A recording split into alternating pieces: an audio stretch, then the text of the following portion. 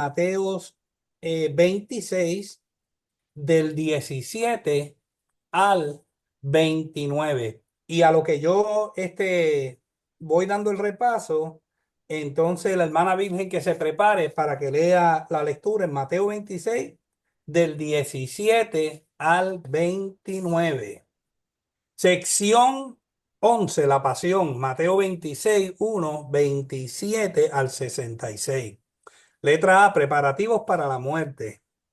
Uno, preliminares. Mateo 26 del 1 al 5. Letra A, la perspectiva. Mateo 26, 1 al 2.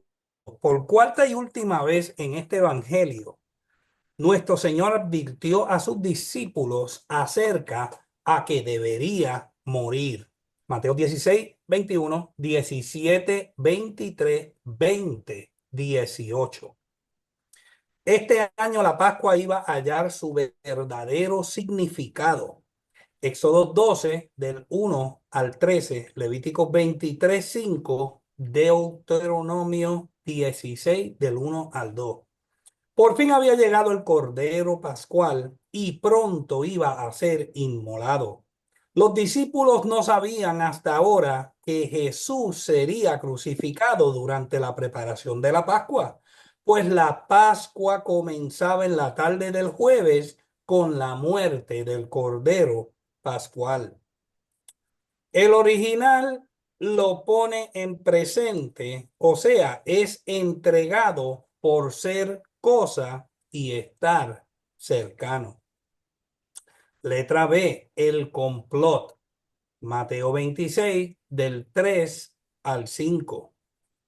Los principales sacerdotes, los escribas y los ancianos querían arrestar engañosamente al Señor y darle muerte, pero no consideraban prudente hacerlo durante la fiesta. Temían que el pueblo reaccionase violentamente contra su ejecución. Deberían de haber sido los primeros en reconocerlo y entronizarlo. Isaías 53, Salmo 22. Punto número 2, el ungimiento en Betania. Mateo 26, del 6 al 13. Los cuatro evangelios presentan un relato de cuando Jesús fue ungido por una mujer con un costoso frasco de perfume. Mateo 26, del 6 al 13, Marcos 14, del 3 al 9, Lucas 7, 36 al 50, Juan 12, 1 al 8. Mateo y Marcos relatan el mismo evento, pero no dan el nombre de la mujer. Lucas habla de una mujer diferente a la que tampoco nombran. En una ocasión diferente y en otra situación, Juan identifica a la mujer como María de Betania. Juan 11:2, hermana de Marta y Lázaro. Y estando Jesús en Betania, en casa de Simón el leproso, se acercó a él una mujer, María, hermana de Lázaro, Juan 11:2, y derramó un frasco de un perfume carísimo sobre la cabeza de Jesús. Los discípulos y Judas en particular, Juan 12, del 4 al 5, consideraron aquello como un gran despilfarro. Pensaban que mejor habría sido dar el dinero a los pobres, pues equivalía a un año de salario. Jesús corrigió su distorsionada forma de pensar. Lo que ella había hecho no era un despilfarro, sino una hermosa acción.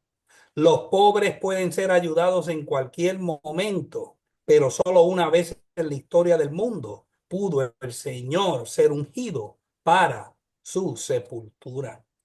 El Señor Jesús inmortalizó su sencillo acto de amor.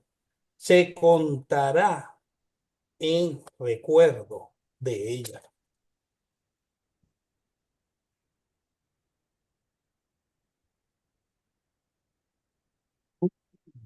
Punto número 3, la traición de Judas. Mateo 26, del 14 al 16.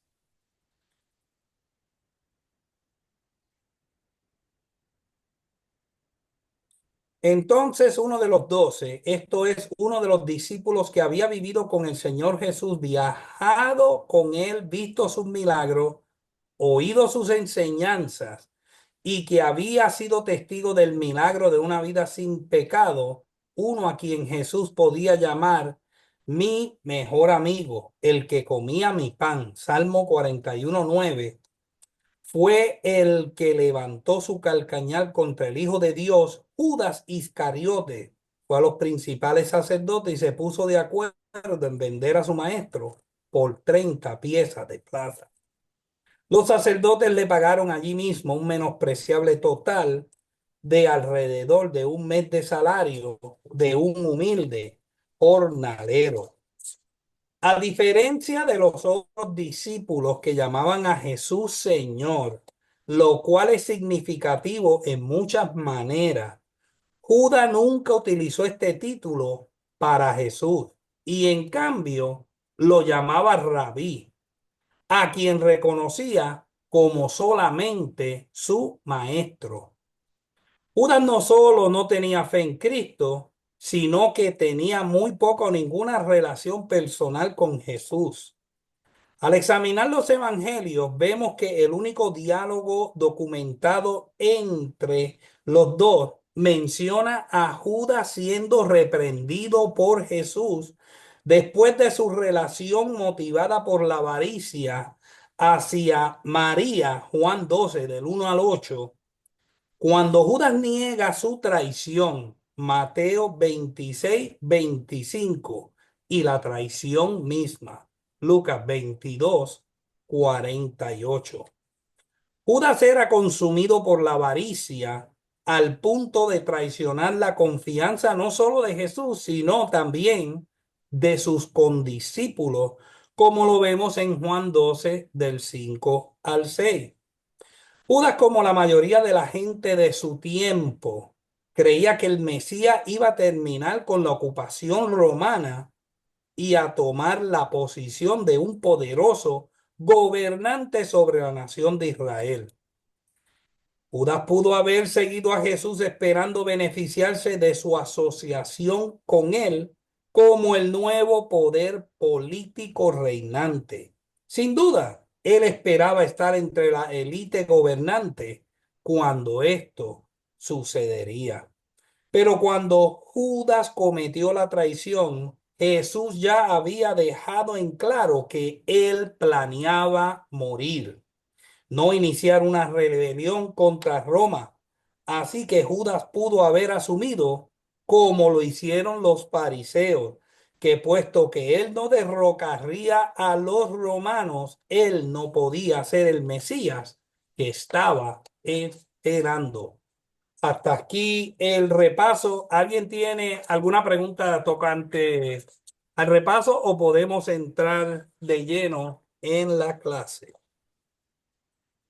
Amén. Si no hay ninguna pregunta o Amén. comentario, amén. ¿Alguien dijo algo? Si no hay alguna pregunta o comentario, pues vamos a la palabra. Estamos en Mateo 26, del 17 al 29. Hermana Virgen. Bendiciones. Amén. El primer día de la fiesta de los panes sin levadura, vinieron los discípulos a Jesús diciéndole, ¿dónde quieres que preparemos para que comas la Pascua?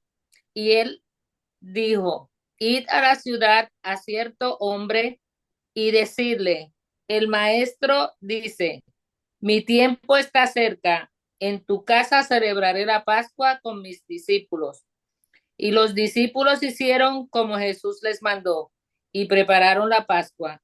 Cuando llegó la noche, se sentó a la mesa con los 12 y mientras comían, dijo, de cierto os digo que uno de vosotros me va a entregar.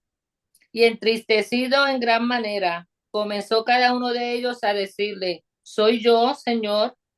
Entonces él respondió, dijo, el que mete la mano conmigo en el plato ese me va a entregar. A la verdad, el Hijo del Hombre va, según está escrito de él. Mas hay de aquellos hombres que quien el Hijo del Hombre es entregado, bueno le fuere a ese hombre no haber nacido. Entonces respondió Judas, el que entregaba, y dijo, ¿soy yo, maestro? Le dijo, tú lo has dicho. Y mientras comían, tomó Jesús el pan y bendijo y lo partió y lo dio a sus discípulos y dijo, tomad, comed, esto es mi cuerpo. Y tomando la copa y habiendo dado gracias, les dio diciendo, bebed de ella todos, porque esto es mi sangre del nuevo pacto, que por muchos es derramada para remisión de los pecados. Y os digo que desde ahora no beberé más de este fruto de la vid, hasta aquel día en que lo beba nuevo con vosotros en el reino de mi Padre. Amén. Gracias, Amén. hermana Virgen. Amén. Amén. Pues estamos en Beacon. Para los que tienen el libro físico, estamos en la última estrofa de la página 238, punto número 4, la última Pascua. Amén. Vamos para letra A, la preparación. Papito, ¿puedes leer los primeros dos párrafos? Amén. La última Pascua, la preparación. Una de las últimas cosas que Jesús hizo con sus discípulos antes de su muerte fue comer la Pascua con ellos. Esto era particularmente apropiado porque dentro de pocas horas Él se entregaría a sí mismo como el Cordero Pascual en sacrificio por los pecados de todos los hombres. En el primer día de la fiesta de los panes sin levadura, el Cordero Pascual era sacrificado. Según la ley mosaica, esto era denominado la Pascua y le seguían 7 días de fiestas de los panes sin levadura. Pero en la época de Jesús, todo el periodo recibía ese nombre. Josefo dice, guardamos una fiesta durante 8 días a la que llamamos la fiesta de los panes hacimos. Sigo. Eh, pero el Evangelio. Sí, no, no, no, hasta ahí está bien. Hasta ahí está bien. Perfecto. Ok, Okay. en Levíticos capítulo 23, del 5 al 6. Lo voy a leer para avanzar. En el mes primero, a los 14 del mes, entre las 2 tardes, Pascua es de Jehová. Y a los 15 días de este mes es la fiesta solemne de los panes sin levaduras a Jehová. 7 días comeréis pan sin levadura. Amén. Era el primer día de la fiesta de los panes sin levadura. La ocasión en que se eliminaba toda levadura de los hogares judíos. ¿Qué pensamiento debían haber llenado la mente del Señor al enviar a los discípulos a Jerusalén para hacer los preparativos para la Pascua? Cada detalle de esta comida tendría un profundo significado. Mire, los judíos hasta el día de hoy, ellos celebran esta Pascua. Amén. Aquí en el edificio mío, no, no mío, que yo trabajo, pues en el tiempo de la Pascua judía, pues tú ves que ellos vacían las lacenas, ellos sacan todo lo que tiene que ver con levadura y todo lo que es lo que no va de acorde a la fiesta de la Pascua, a la fiesta solemne, y ellos pues lo sacan. Es una tradición que viene, que el Señor estableció un mandato y ellos pues lo han seguido hasta el día de hoy. Sí, papito. Eso es lo que llaman el Passover.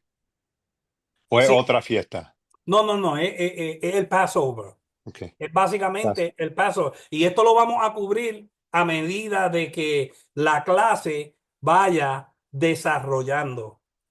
Wendy, léete los próximos 4 párrafos. Ok, amén. Los tres sinópticos concuerdan en la descripción de Jesús comiendo el Cordero Pascual con sus discípulos la noche antes de su crucifixión. Pero el Evangelio de Juan parece tener conflicto con esto. Dice que los judíos no quisieron entrar al pretorio de Pilato la mañana de la crucifixión para no contaminarse y así poder comer la Pascua. El problema para tratar de armonizar los relatos sinópticos y los de Juan en este punto es uno de los asuntos cronológicos más difíciles del Nuevo Testamento. La mayor parte de los eruditos actuales piensan que ambos puntos son irreconciliables y eligen la declaración de Juan como correcta y la de los sinópticos como equivocada. Algunos buscan una posición moderada, diciendo que no era la Pascua lo que Jesús estaba comiendo con sus discípulos.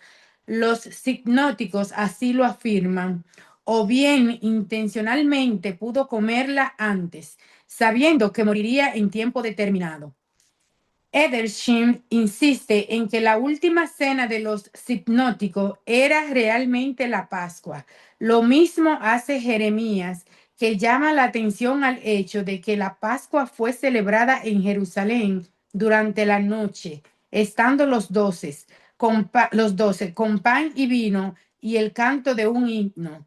Parece que él demostró su posición de manera conclusiva, pero no hay manera de desviarse del hecho de que Jesús comió la Pascua con sus discípulos antes de su muerte. El Sigo. último, sigue. ¿Cuál es la solución del problema? Andrew sostiene que Juan empleó el término Pascua en su sentido más amplio. Escribe, la frase comer la Pascua naturalmente llegó a abarcar la totalidad de la fiesta. Otra vez dice, la Pascua para Juan denotaba toda la fiesta. ¿Y por qué si la cena pascual había pasado no podía emplear el término para denominar el resto de la festividad? Amén, Es- gracias, hermana Wendy. ok. Cuántos creen que Jesús comió la cena pascual? O sea, que había el cordero, amén, y había los panes sin levadura, estaba el vino, entre otras cosas. ¿Y cuántos creen que solo era una cena de pan y vino? ¿Alguien puede levantar su mano?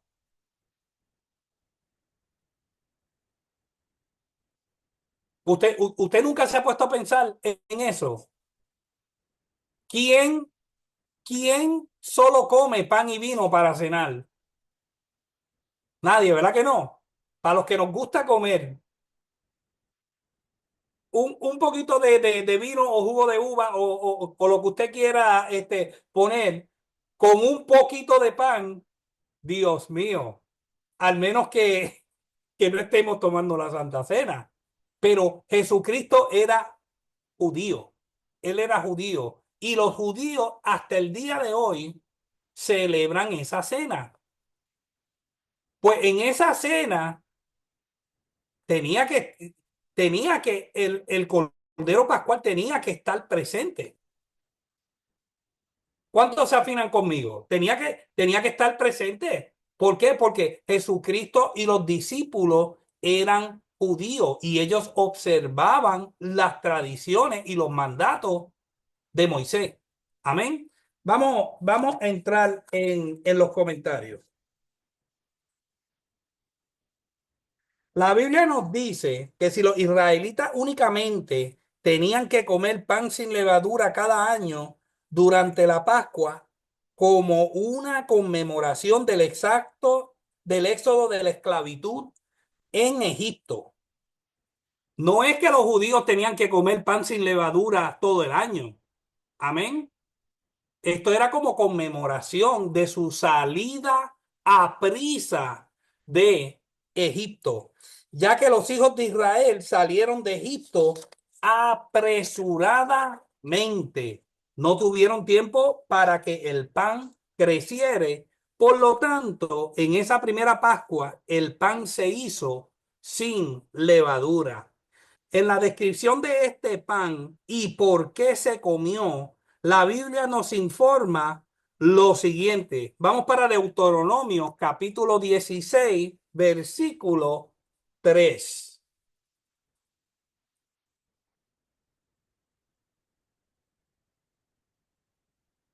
Pastor Wilson, ¿lo tiene? Deuteronomio 16, versículo 3.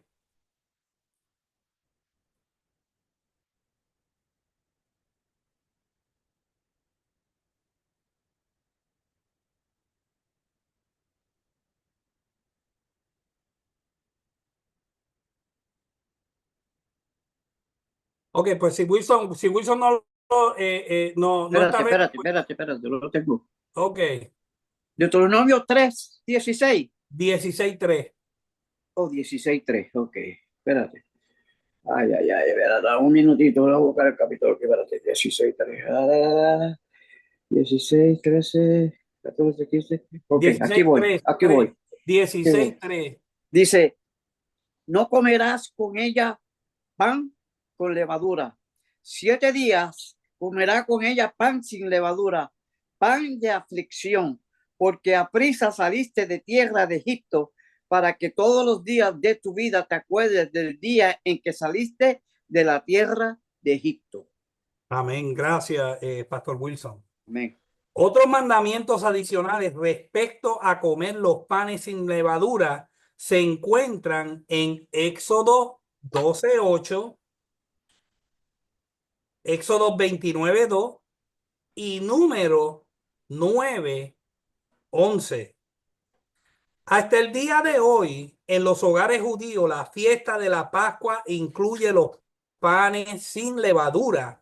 Según el léxico hebreo, el término pan sin levadura se deriva de la palabra matzo, que significa pan o pastel sin levadura.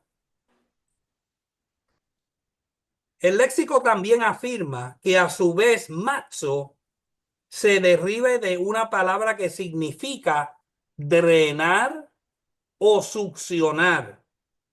En la Biblia la levadura es casi siempre un símbolo del pecado, así como la levadura impregna toda la masa. Igualmente el pecado se extiende en una persona, una iglesia o una nación, eventualmente abrumándolos y llevándolos a la esclavitud y finalmente a la muerte. Gálatas, vamos para Gálatas 5:9 y después Romanos 6:23.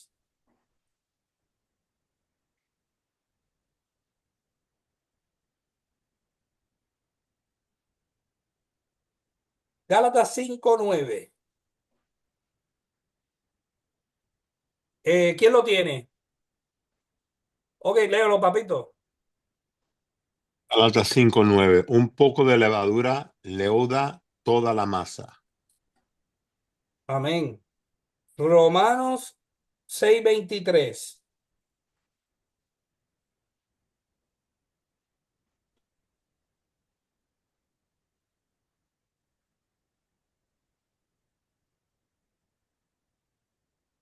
¿Quién lo tiene?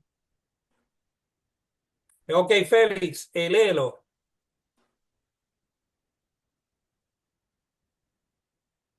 Porque la paga del pecado es muerte, mas la dádiva de Dios es vida eterna en Cristo Jesús, Señor nuestro. Amén. Nos dice que la paga del pecado es la muerte y que un poco de levadura leuda toda la masa, que es el juicio de Dios por el pecado. Y esta es la razón por la que Cristo murió, es decir, para ofrecer una manera de salir de este juicio por el pecado. Si el hombre se arrepiente de sus pecados, acepta a Cristo como su sacrificio de Pascua y permite que su corazón cambie para que pueda conformar su vida de acuerdo a lo que Dios manda. Amén. Pues sí, Pastor Wilson. Pregunta, ¿qué quiere decir la palabra leuda? Leuda quiere decir que añade levadura o que daña. Que expande. Sí, porque la levadura básicamente se usaba para que el pan creciera, pero en este sentido es usado como leuda, quiere decir como que daña toda la masa. Un poquito de levadura daña toda la masa.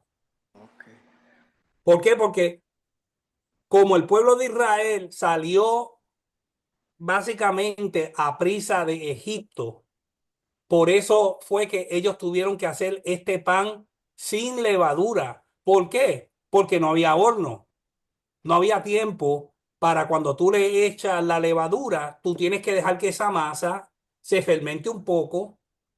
Yo no soy panadero, pero yo he trabajado yo creo que hasta en una bakery trabajé haciendo banana muffins en croissant and stuff like that cuando era joven. Y me acuerdo que cuando tú le echabas la levadura, tú tenías que dejarla horas ahí a lo que esa levadura como que se fermentaba un poco para entonces poder tirarlo al horno. Amén. Pues entonces un poquito de levadura leuda toda la masa. En este sentido es que daña la masa. Amén. Porque Gracias. para el Señor tiene en este establecimiento de la cena pascual no podía haber ningún tipo de levadura por 7 días. Pero no es que los judíos no podían comer pan con levadura. Amén. Esto era solo por estos 7 días, una vez al año. Amén. Vamos a continuar con la lección. Los próximos 3 párrafos, Wendy, léelo. Oh, espérate, Wendy acaba de leer Sari. Stauffer tiene una otra explicación. Toma en cuenta el hecho sorprendente de que no menciona ningún cordero, diciendo que a un apóstata no se le permitía comer el cordero pascual. De modo que, sin cordero, Jesús celebró la Pascua 24 horas antes de la comida pascual oficial de los miembros de la comunidad del templo. Otras 2 soluciones han sido presentadas por escribas recientes. Damos una de ellas. En ese año particular, los judíos en Palestina observaban la Pascua el sábado. Los que la diáspora o dispersión la celebraban el viernes. Marcos sigue el calendario de los judíos en la diáspora, de modo que tanto los sinópticos como Juan están en lo correcto. El viernes comenzaba el jueves al anochecer, pues los judíos comenzaban su día a la puesta del sol. Friedman pretende que los rollos del Mar Muerto demuestran que muchos judíos piadosos celebraban según el antiguo calendario solar de Israel, 364 días, y rechazaban el nuevo calendario lunar. Él cree que Jesús comió la Pascua con sus discípulos el martes por la noche, mientras que los sacerdotes y otros lo hicieron el viernes, después de la crucifixión. Piensa que Jesús fue mantenido prisionero desde el martes por la noche hasta el viernes. ¿Sigo? Sí, uno más. Con tantas soluciones de las que podemos escoger, es evidente que uno no tiene que quedarse con una irresoluble contradicción entre Juan y los sinópticos, mientras que ninguna de ellas tiene aceptación universal. La de Andrews quizás sea la que presente menos dificultades y más evidente. Amén, amén. O sea, aquí estos comentaristas, básicamente, uno están diciendo que Jesús celebró la Pascua 24 horas antes de la comida pascual oficial de los miembros de la comunidad del templo. Jesús estaba sujeto a los líderes del templo, ¿verdad que no? Jesús no estaba sujeto a ellos. Jesús es el Señor del sábado. Amén. Pues Jesús no estaba sujeto a la Pascua tampoco, porque Él es el Cordero Pascual. Amén. Pero acuérdense, Jesús cuando se bautizó, Él tenía que bautizarse. ¿Cuántos dicen que no y cuántos dicen que sí? Ok, ¿quién quiere opinar? Mana Wendy. No tenía que bautizarse, pero lo hizo para que se cumpliera la escritura. Amén. Para que se cumpliera la escritura y para dejarnos un ejemplo a seguir. Pues básicamente Jesús comió la cena pascual para dejar un ejemplo a seguir y para establecer el nuevo pacto. Amén. Pues si lo comió el martes, si lo comió el miércoles, el día que lo haya comido, lo importante del caso es que comió la cena pascual y estableció el nuevo pacto. Amén. Vamos a seguir. Los próximos dos párrafos, la hermana Wanda Rosa.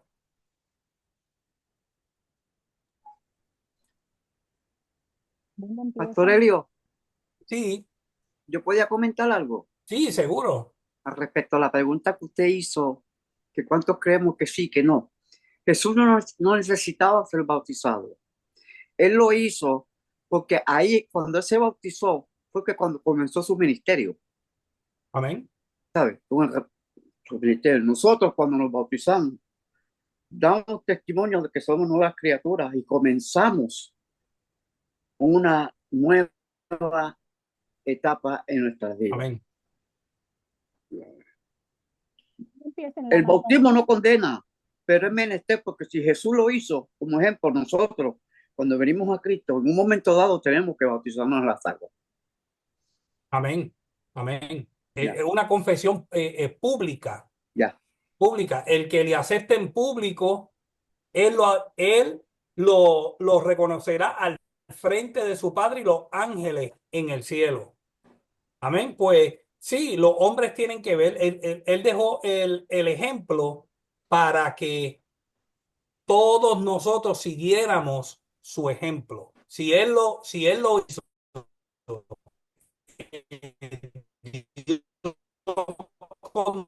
pues entonces, ¿por qué nosotros no? Amén. Fue un ejemplo a seguir. Excelente, Pastor Wilson. Hermana Wanda Rosa, ¿Dónde empieza? En esta narración. correcto. En esta narración notamos otra vez el hábito de Mateo de omitir detalles. Él nos cuenta quién fue enviado a preparar la Pascua. Marcos dice que eran 2 discípulos y Lucas los designa como Pedro y Juan. Mateo dice que encontrarían a ciertos hombres, mientras que Marcos y Lucas lo identifican como un hombre que llevó un cántaro de agua. Los discípulos debían llevarles el mensaje: en tu casa celebraré la Pascua con mis discípulos. Y siguiendo las direcciones, prepararon la Pascua. Amén. Los discípulos estaban seguros de que su Señor comería la Pascua, aun cuando por entonces era perseguido por los principales sacerdotes, quienes buscaban matarle. Los discípulos sabían que nada le apartaría del deber, ni por amenazas de fuera, ni por dentro.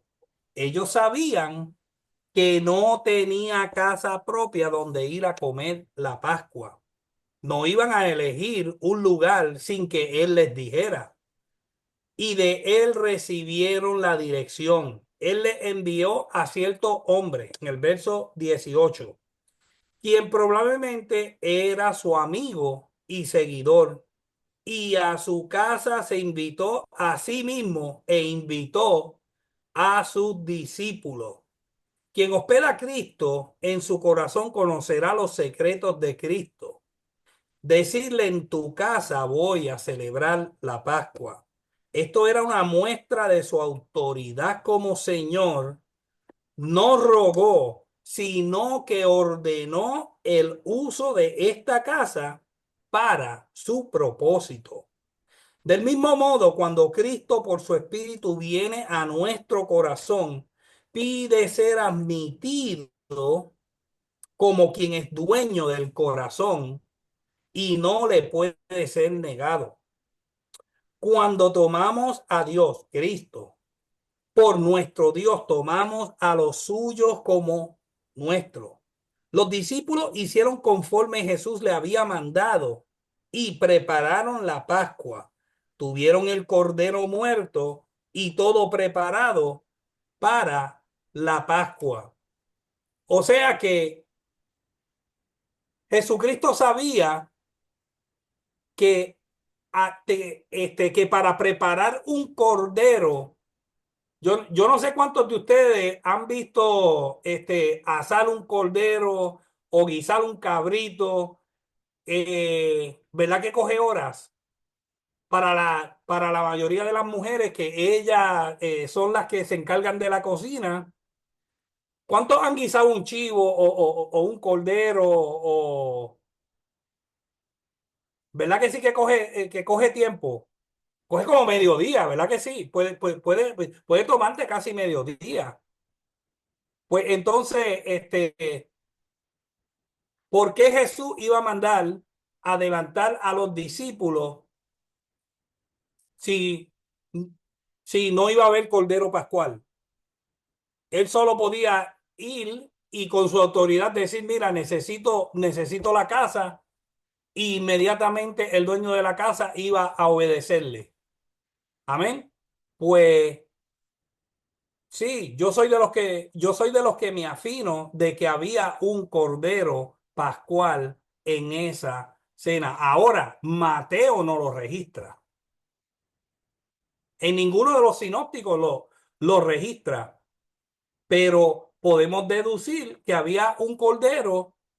¿Por qué? Porque esa era la costumbre de la cena pascual, que tenía que haber un cordero. O sea, y si la familia era muy pequeña, pues entonces se juntaba con otra familia. Pues entonces los discípulos, como eran los más allegados a Jesús, eran su familia. Y el Señor no estaba violando ningún reglamento establecido en comer el cordero pascual con sus discípulos. ¿Por qué? Porque entonces, ¿qué fue lo que sucedió en las bodas de Canaán? Cuando dijeron, maestro, ahí está tu madre y tus hermanos. ¿Qué fue lo que Jesús dijo? ¿Quién es mi madre y quiénes son mis hermanos? Los que hacen la voluntad de mi Padre. Amén. Pues los discípulos vinieron a ser la familia de Jesús. ¿Alguna pregunta o algún comentario o podemos ir a la letra B? ¿Estamos claros? No se vaya con ninguna pregunta. Amén. Sí, papito. los griegos tienen un rito para el Easter Orthodox, ¿Ok? que hacen las cabras también, que ellos hacen las cabras. ¿Es lo mismo para ellos también?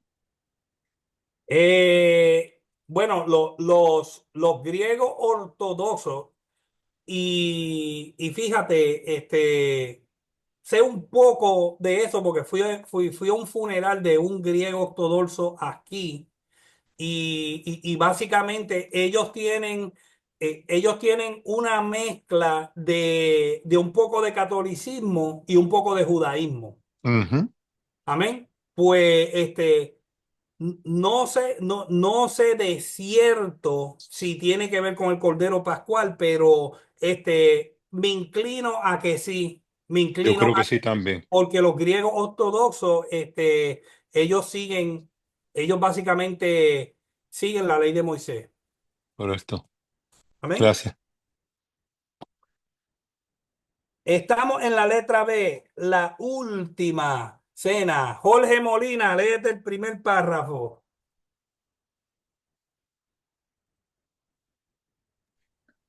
No te he puesto ahora, pastor. Oh, ok, pues está bien, pues déjame ver, Feli, léete el primer párrafo.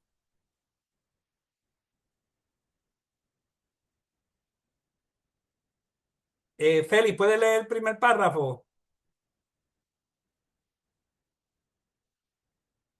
No tengo el libro. Pues está bien. Ok, pues Virgen, No, léelo. no, no, si quiere. La última cena. Jesús se sentó, más bien se reclinó con los 12 apóstoles. Mientras comían, él les anunció que uno de ellos le iba a entregar. Los sorprendidos y entristecidos discípulos le preguntaron uno por uno: ¿Soy yo, Señor? El idioma griego indica que se esperaba una respuesta negativa. Señor, yo no soy, ¿verdad?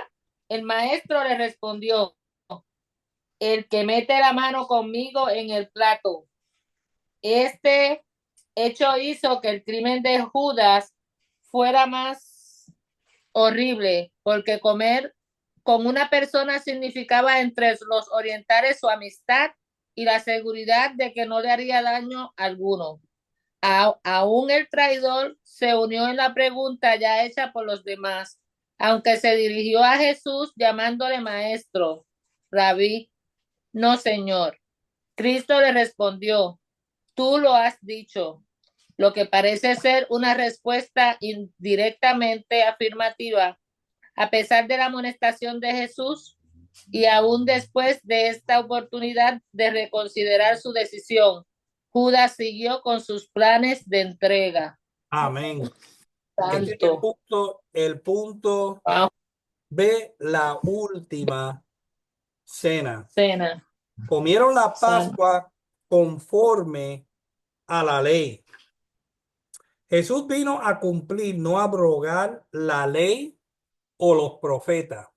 Amén. O sea que Jesús vino a cumplir la ley y en la ley decía que en la cena tenía que haber un cordero pascual. Amén. Pues como Jesús era cumplidor de la ley, él no podía abrogar la ley, él vino a cumplirla. Esto afirma que ahí tenía que haber un cordero pascual. Se sentó a la mesa con los 12 sin exceptuar a Judas. Según la ley, habían de tomar un cordero por familia. Los discípulos de Cristo eran su familia. El tema corriente era la liberación de Israel de Egipto. Y eso se encuentra en Éxodo capítulo 12. Vamos para Éxodo capítulo 12 del 26 al 27.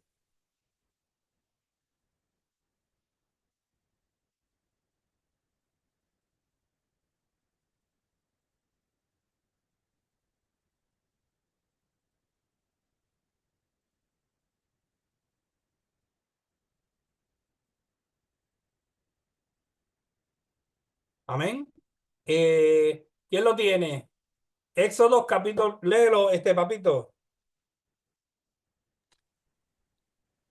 Y cuando os dijeren vuestros hijos, ¿qué es este rito vuestro? Vosotros responderéis, es la víctima de la Pascua de Jehová, el cual pasó por encima de las casas de los hijos de Israel en Egipto, cuando hirió a los egipcios y libró nuestras casas. Entonces el pueblo se inclinó y adoró. Amén. Amén. Pero ahora estaba a punto de celebrarse la gran Pascua y la conversación no iba a ser de la liberación del pueblo de manos de los egipcios. Mientras comían, Jesús hizo el asombroso anuncio de que uno de los 12 le iba a entregar. Los discípulos se llenaron de dolor, disgusto y propia desconfianza. Uno por uno le preguntaron, ¿acaso soy yo, Señor? Cuando todos menos Judas hubieron preguntado, Jesús les dijo que era aquel que mete la mano conmigo en el plato. El Señor tomó entonces un trozo de pan, lo mojó en la salsa de la carne y lo dio a Judas. O sea que por lo menos le dio el pan mojadito con la salsa. Ah, como cuando vamos a Patricia, que tienen el aceitito, ¿verdad que sí? Para mojar el pancito. Para mojar el pancito. Amén. Mire qué misericordioso es el Señor. Y acuérdese que estos detalles Mateo y los sinópticos lo omiten. Pero estamos deduciendo esto porque así es que los judíos comen su cordero pascual. Amén. Tienen como una salsita. Vamos para Juan 13:26. Juan capítulo 13, versículo 26.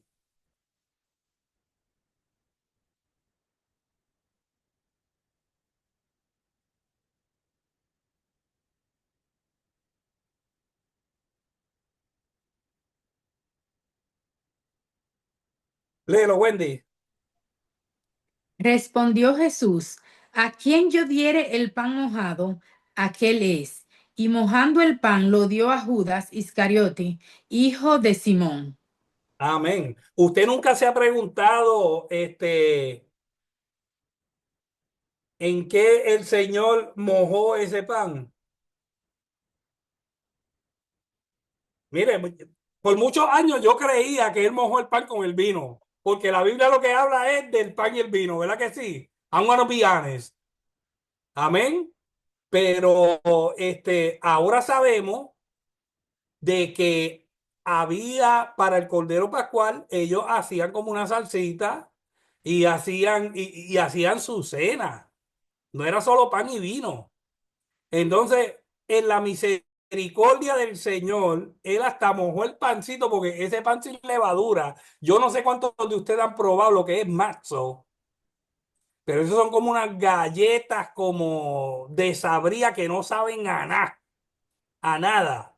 So, imagínate, Él tomó una cosita de esa y en su misericordia lo mojó y se lo dio. Aún al traicionero, el Señor obrando con misericordia. Es que, es que nuestro Dios es bueno. Esto constituía una prenda de especial afecto y amistad.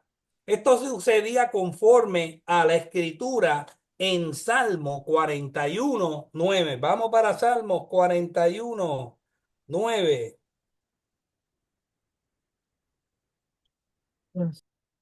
Salmo 41:9. ¿Quién lo tiene? Amarili, ¿lo tiene? ¿Lo quiere leer?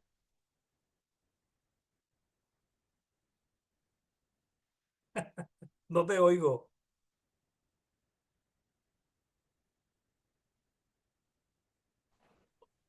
No lo tengo, pastor. No Amén. lo tengo, no. Ok, pues We have it. ok, pues léelo. Who, me? Sí, sí, si lo tienes, bella. Ok. Hasta mi mejor amigo, en quien tenía plena confianza, quien compartía mi comida, se ha puesto en mi contra.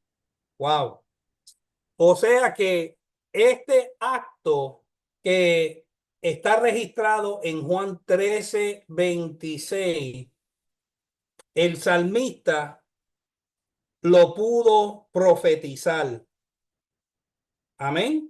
Y este es oración pidiendo salud al músico principal, Salmo de David, para que así no les extrañase tanto cuando más vemos que se cumplen las escrituras en nuestras aflicciones. Tanto mejor podemos soportarlas. Les recordó igualmente que había una cierta determinación en lo que iba a sucederle a él, pero esto libraba de su responsabilidad al traidor. Judas convicto, verso 25. Vamos para Mateo 26:25.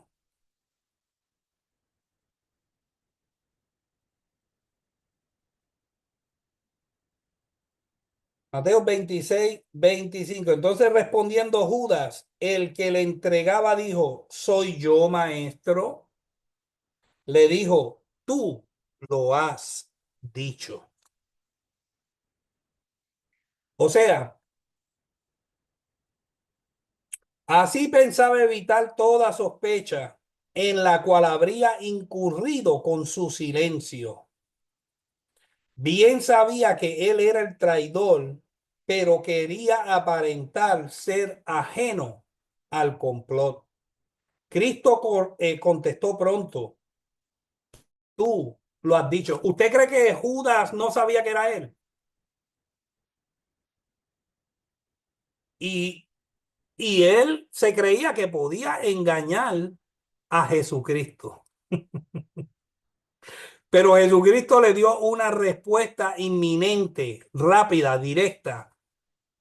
Le dijo: tú lo has dicho. Esto era bastante para convencerle, y si su corazón no hubiese estado tan perversamente endurecido, habría sido suficiente para quebrantar su convenio al sentirse descubierto por su maestro. Pero mire, Pedro era intrépido, Pedro era impulsivo, Pedro podía hacer muchas cosas, pero Pedro cuando lo traicionó, cuando no traicionó, cuando lo negó y el maestro chocó vista con él, Pedro se arrepintió y siguió hacia adelante.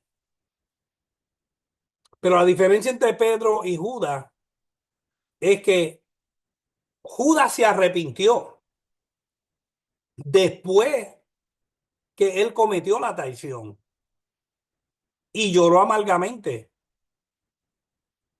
Pero la diferencia entre Pedro y Judas es la acción que siguió a la negación y a la traición. Lo que siguió con Pedro fue un arrepentimiento y una búsqueda. Lo que sucedió con Judas fue un arrepentimiento y una decisión horrenda de quitarse su vida. Amén.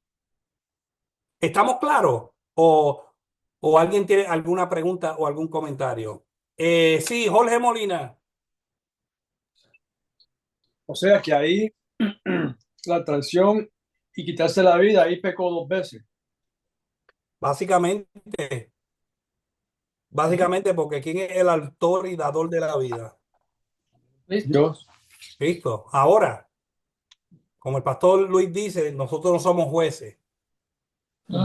Así que lo que yo estoy claro es que la Biblia dice que él es hijo de perdición. Pero que Dios me libre en yo dictaminar juicio Contra. en contra de él. Amén. Así que mejor es no dar juicio, no dictaminar juicio, porque al que se le dio autoridad para juzgar, ¿a quién fue? Fue a Jesús. Pero la Biblia dice juzgar con justo juicio. Amén. Con Amén. justo juicio. Así que mejor, mire, no entre en eso, que el ser juez no es uno de los 5 ministerios. Déjele eso en las manos del Señor. Amén. Amén. ¿Estamos claros? Sí, hermano Félix. Ok. Yo sé que no se puede hacer juicio y nada de eso. Estoy de acuerdo al 100%. Pero si la Escritura dice claramente, al que destruya el templo del Espíritu Santo, yo lo voy a destruir a él. Y Judas agarró y se enganchó él mismo. ¿Por qué tenemos que poner eso en duda? Un ejemplo que se perdió. Yo nunca he dicho. No me refiero a usted, no me refiero a usted. Yo no tengo duda. Yo no tengo duda. ¿Ok? Pero la Biblia dice bien claro que él es hijo de perdición. Dice que él es hijo de perdición. Ahora, lo que yo me estoy basando aquí es que nosotros como seres humanos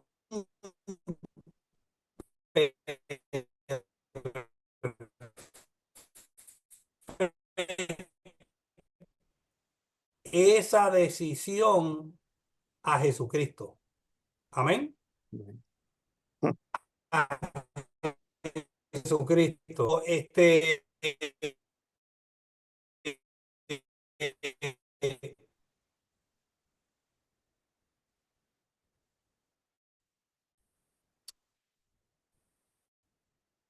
La,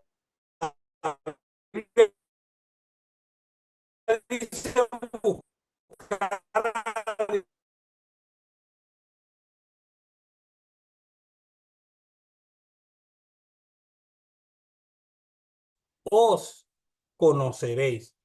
Y dice, que el nombre del Señor. Amén. Pues básicamente, si se fue o no se fue, lo mejor que nosotros podemos hacer es dejárselo en las manos al Señor y preocuparnos por nuestra salvación con temor y temblor. La palabra también dice, mira que el que esté firme, mira que no caiga. Amén. ¿Alguna palabra, algún otro comentario o estamos claros? Amén. Pues ahí terminamos con la letra B. Vamos para la letra C, la Santa Cena.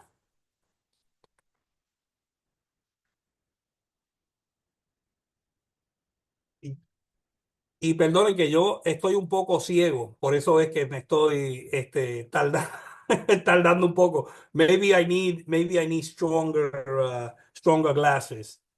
Amén. ¿Quién quiere leer?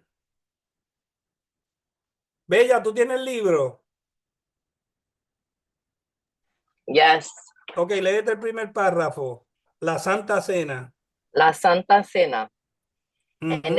En conexión con su última cena, Jesús instruyó la Santa Cena. Tomó el pan y bendijo y lo partió y lo dio a sus discípulos. Tomad, comed, este es mi cuerpo.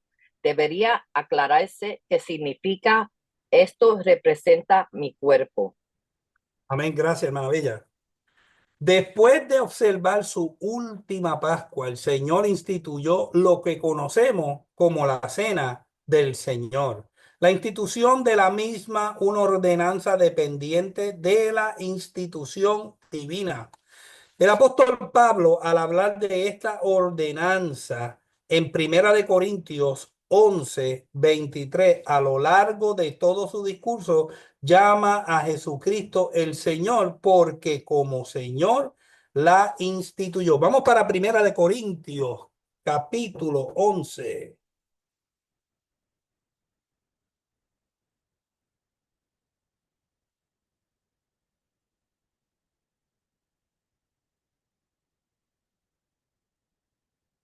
Y vamos a leer desde el versículo 23 hasta el 26. Si la hermana Sari lo puede leer. Amén. Porque yo recibí del Señor lo que también os he enseñado, que el Señor Jesús, la noche que fue entregado, tomó pan, y habiendo dado gracia, lo partió y dijo: Tomad, comed, esto es mi cuerpo, que por vosotros es partido. Haced esto en memoria de mí. Asimismo, tomó también la copa después de haber cenado, diciendo: Esta copa es el nuevo pacto en mi sangre. Haced esto todas las veces que bebieres en memoria de mí. Así pues, todas las veces que comieres este pan y bebieres esta copa, la muerte del Señor anunciáis hasta que Él venga. Amén. Gracias, hermana Sari.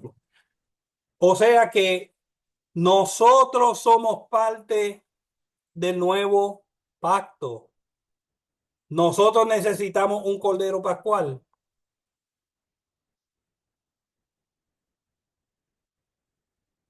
¿no? ¿Verdad que nosotros no necesitamos ningún cordero pascual? Porque el cordero pascual de nosotros es el cordero pascual perfecto. Él es perfecto y su sangre nos limpió y nos lavó y nos purificó. Amén. Por eso es que nosotros podemos celebrar la Santa Cena con un poquito de jugo de uva y un poquito y un pancito. Amén. No necesitamos una cena por per se. ¿Quién quiere continuar la lectura? Ok, Jorge, Molina.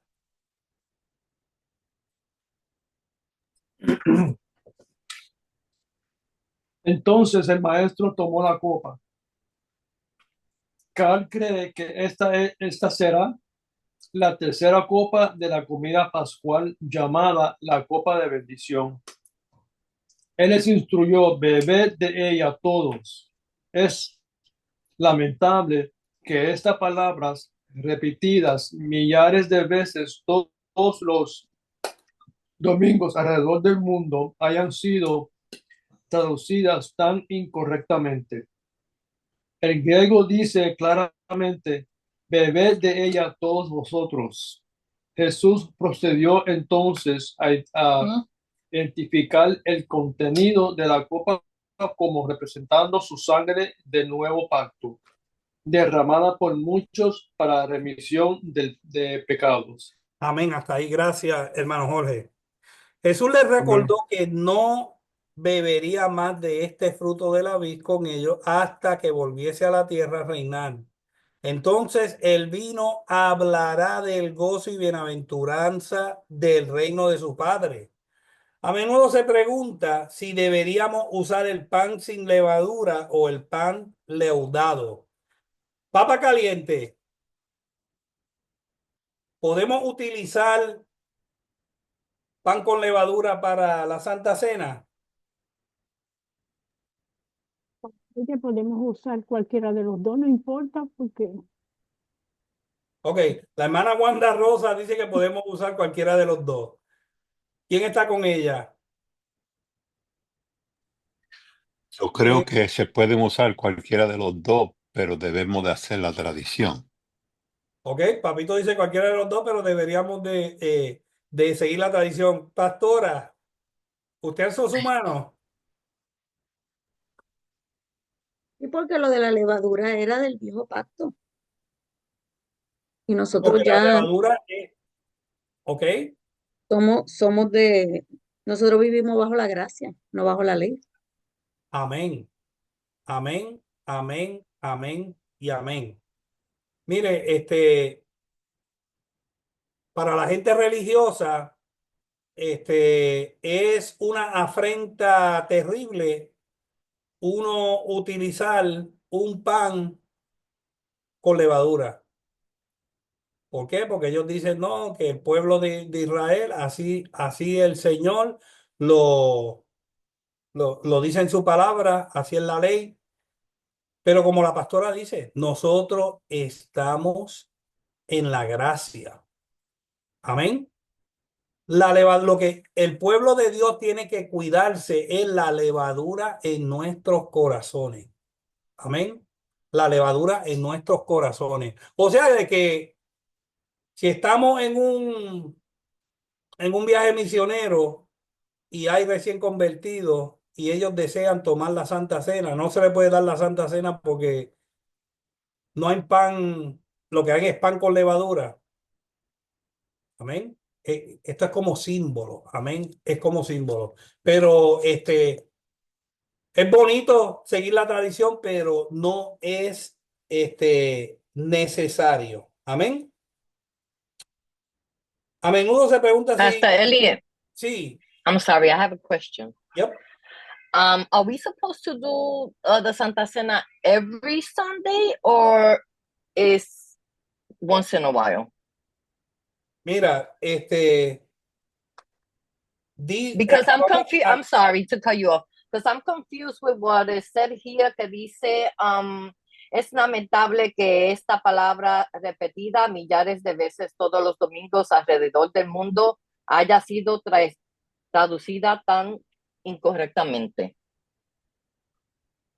Is he talking about the Santa Cena? No. He's talking about beber de ella todo.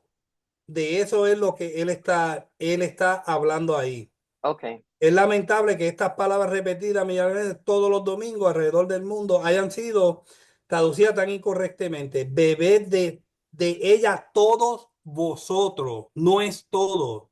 Es Okay. todos vosotros. Él está hablando a sus discípulos. Okay. Amén. No le está hablando al mundo enteros. Entonces, okay. mire, la Santa Cena usted la puede tomar cuando usted quiera. ¿Okay? Aquí acabamos de leer en 1 Corintios 11:26. Así pues, todas las veces que comiere este pan y bebiere esta copa, la muerte del Señor anunciáis hasta que Él venga. Okay. Amén. Pues los judíos, por eso leímos en Deuteronomio y leímos en Levítico, porque los judíos, ellos siguen la ley de Moisés. Ellos siguen la ley de Moisés y siguen la tradición. So, ellos básicamente comen la cena pascual una vez al año y esta fiesta dura 7 días. Amén. Pero nosotros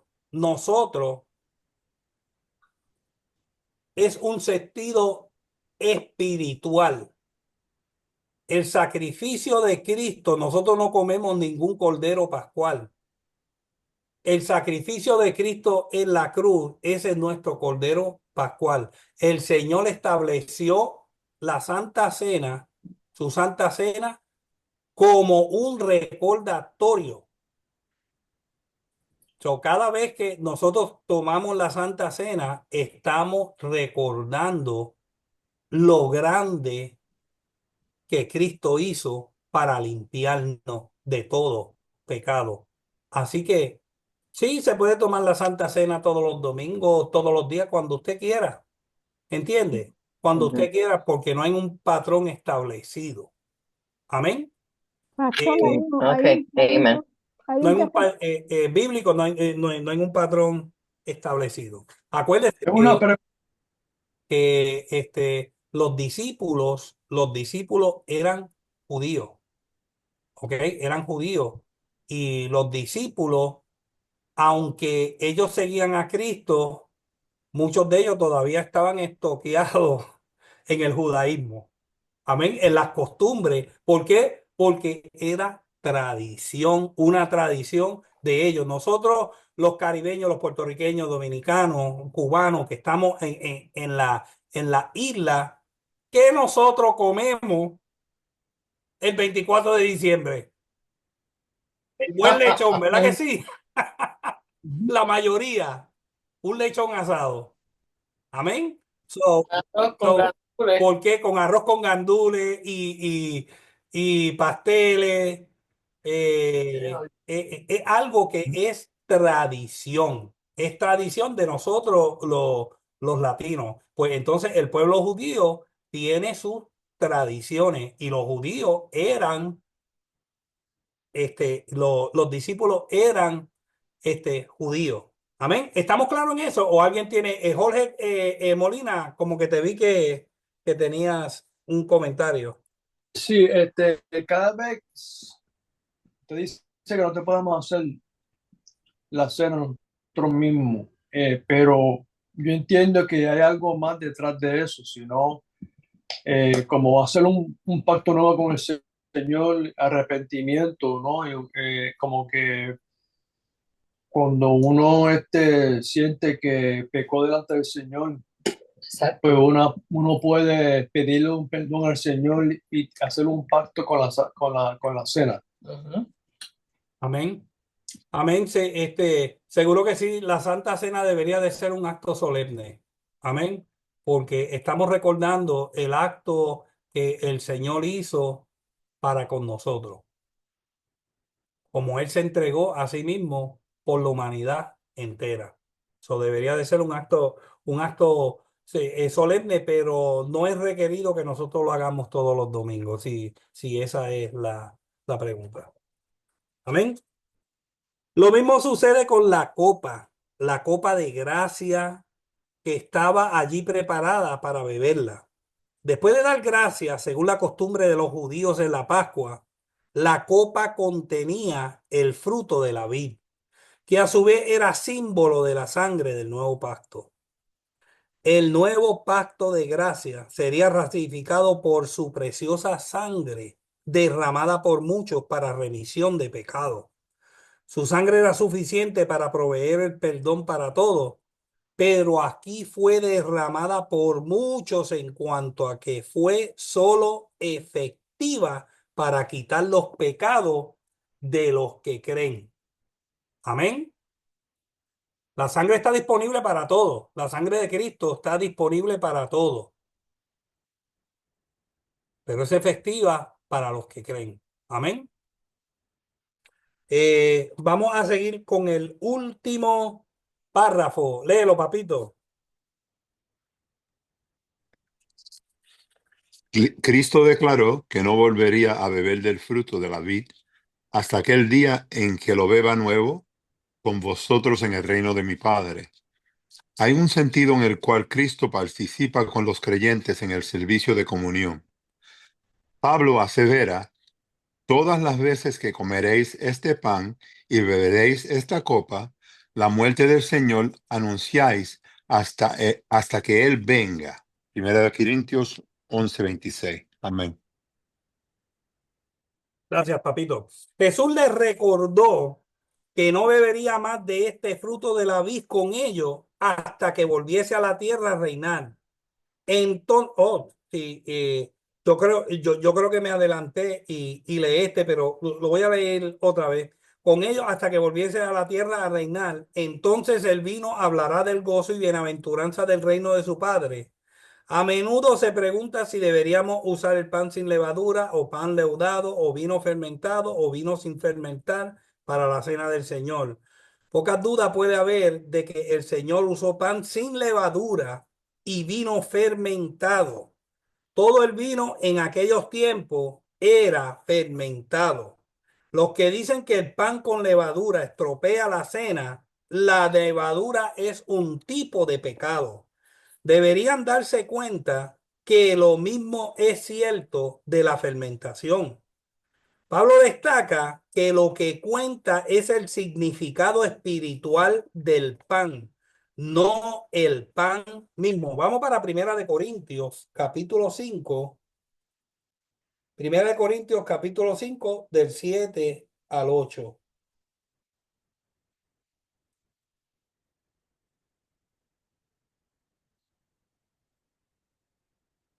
Léelo, Pastor Wilson.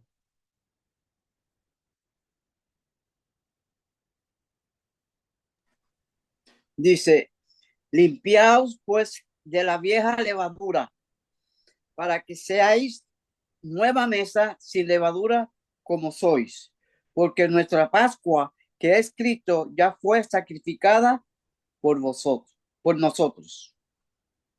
Sigue el 8.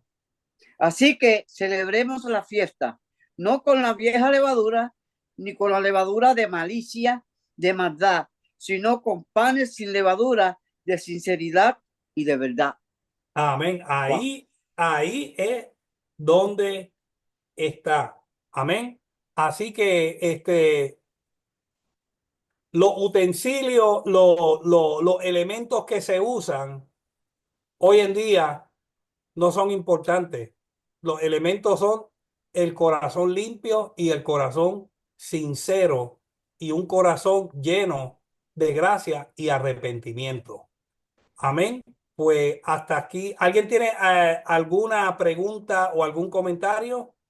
Yo quisiera comentar un poquitito, a Sí. ver si como yo lo interpreté. Pablo dice en una ocasión que cuando nosotros venimos al Señor tenemos que venir como niños, Amén. dejando toda aquella cosa que nosotros queríamos manipular y hacer todo. Aquí nos dice que tenemos que sacar esa levadura vieja.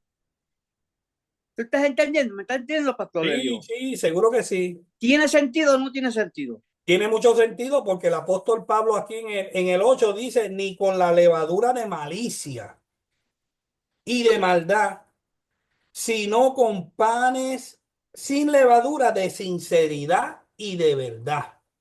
Amén, porque cuando tú vienes a Cristo con un corazón contrito y humillado, o sea, con un corazón con sincero arrepentimiento, dice que Él no te va a echar fuera. Seguro que no. Amén. Pues, ¿qué aprendimos de la Santa Cena? Para los que tenían duda, usted puede usar pan con levadura o sin levadura, porque hoy en día, amén, desde que Cristo hizo ese sacrificio, Él fue nuestro Cordero Pascual. Amén. Y estos son símbolos que Él dejó para un recordatorio. ¿Alguien más tiene alguna opinión o alguna pregunta? Sí, papito. Cuando nosotros éramos jóvenes y había la Santa Cena en la iglesia, nosotros no nos atrevíamos a coger la Santa Cena porque nos decían, si tú no estás bien con el Señor, tú no puedes coger la Santa Cena. Pero lo que yo he aprendido ahora, desde que estoy en las cosas del Señor más ardientemente, es que la Santa Cena te trae más cerca al Señor. Las cosas, the ways que nos enseñaron antes, nos asustaban mucho. Era Y, juicio. y era como un juicio. Y ahora es más que vamos a hacer esto para acercarnos más al Señor, para que tú te recuerdes lo que Él hizo por ti. Right, that's right. Amén. Y lo lindo del caso es que después de más de 2000 años, la sangre de Cristo todavía está vigente y está fluyendo. Y qué lindo que si fallamos, abogado tenemos a Jesucristo el justo. Y fue el Cordero Pascual perfecto que derramó su sangre. Así que ninguno de nosotros nos deberíamos sentir cohibidos de tomar la Santa Cena. Porque si nosotros lo hacemos con acción de gracia y con un corazón totalmente arrepentido y nos apartamos de iniquidad, como el pastor Luis siempre está repitiendo esto, apártese de iniquidad todo el que invoque el nombre del Señor. O sea, si nos apartamos de iniquidad, tenemos, mire, esa fuente, esa sangre, que inmediatamente de pedir perdón somos limpios, inmediatamente. Ya no estamos bajo la ley que teníamos que esperar un año que el sumo sacerdote entrara una vez al año a hacer sacrificio. Pero gloria a Dios que tenemos al Cordero Pascual, Jesucristo. Que Dios les bendiga y la pastora Desi con nosotros.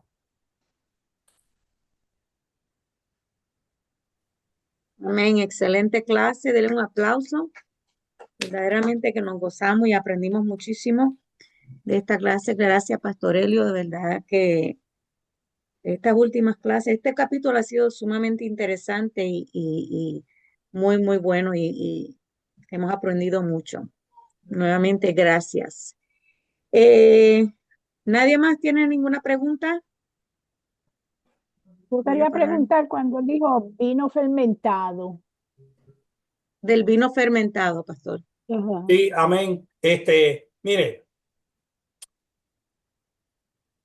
en ese tiempo los judíos bebían vino con alcohol. Jesucristo bebía vino con alcohol. Él no era nazareno. Nazareo. Él no había hecho voto nazareo. Amén. Los judíos hoy en día en su cena toman vino fermentado.